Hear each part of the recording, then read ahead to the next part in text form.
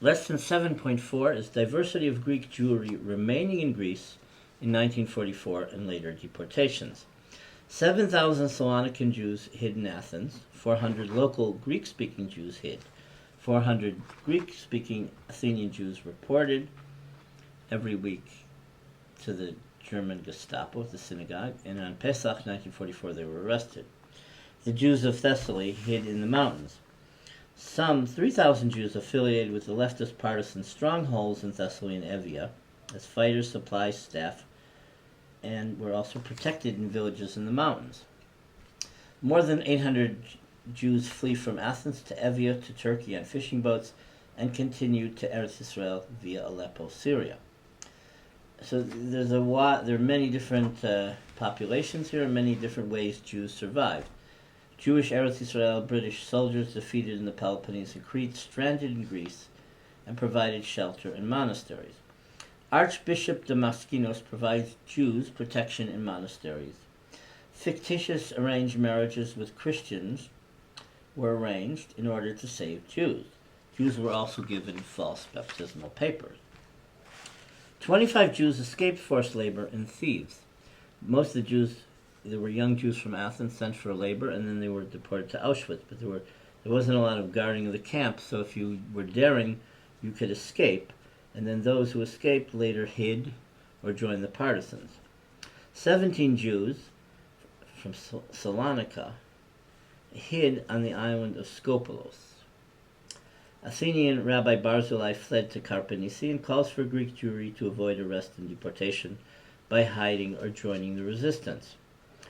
At the same time all this was happening, and it's all dangerous, and the Germans are everywhere and looking for Jews and hiding everywhere, a German Jew called the Tenor, because he had a high voice, sits inconspicuously in his apartment in Athens with a shortwave radio and coordinates illegal immigration to Eretz Israel.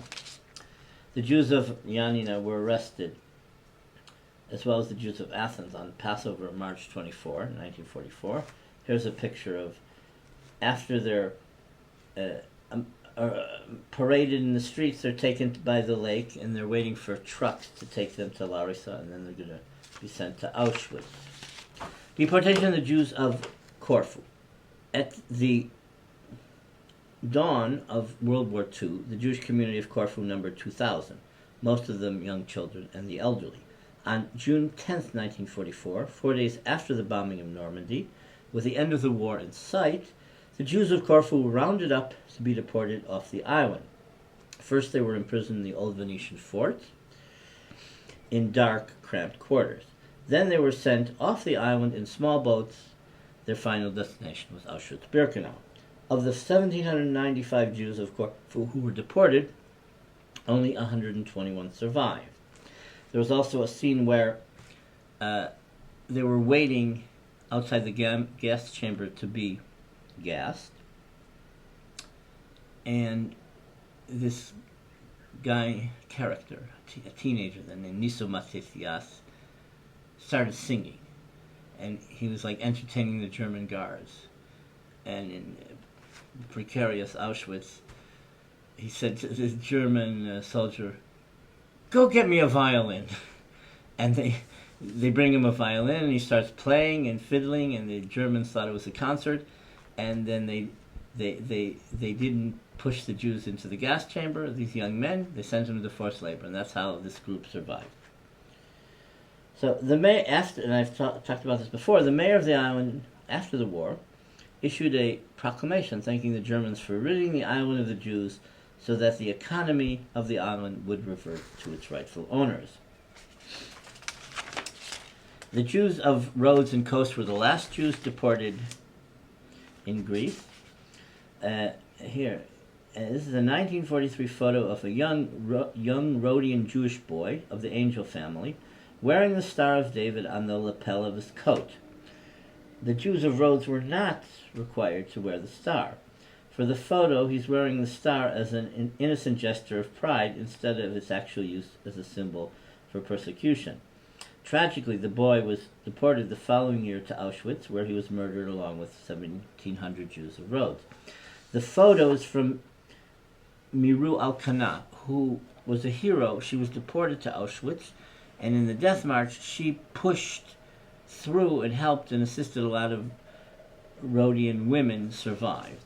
Miru was a very tough woman. I interviewed her for Spielberg. On July 18th, 1944, the male Jews of Rhodes, aged 16 and older, were ordered by the German military commanders to appear the following morning with their identity cards and work permits at the Air Force Command Center.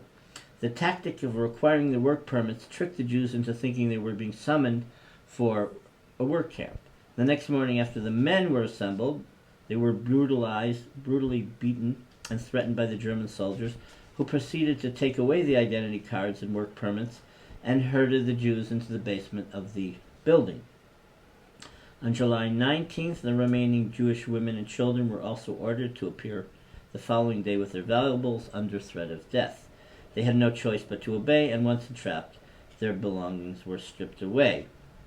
It was said that Kurt Waldheim, the head of the UN, who was in the Wehrmacht, an intelligence unit, had visited and demanded the Jews given gold, and that there was a picture of him arriving by plane and talking to Kleeman, the German commander.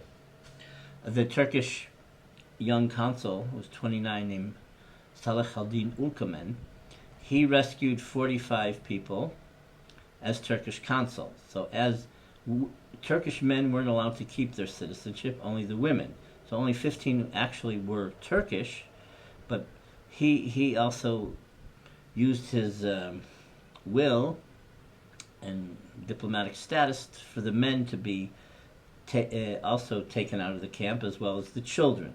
So that's how the number actually became 46 and not 15. On July 23rd, the 1,673 Jews were ordered to march to the port, where they were boarded onto 3 crowded boats. On that sad day, a centuries-old Jewish community had ceased to exist. On July 23rd, 1944, the Jews of Rhodes and the neighboring island of Kos were sent by boat to the Greek mainland. Crammed together in the hot summer sun, without food or water, 23 Jews died on the voyage to the mainland. I think that's a little high, but there were older Jews that died.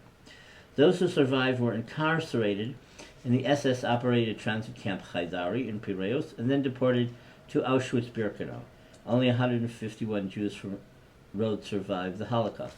Rhodian Jewish women in the beginning also suffered shock. They were overprotected teenage girls. Unfortunately, there were also beautiful girls from Rhodes who were forced into prostitution for the Nazis, and it's a sad story, and in total there weren't that many testimonies of Jews from Rhodes, because not that many survived, and they dispersed all throughout the world, so it wasn't easy to actually locate and identify them.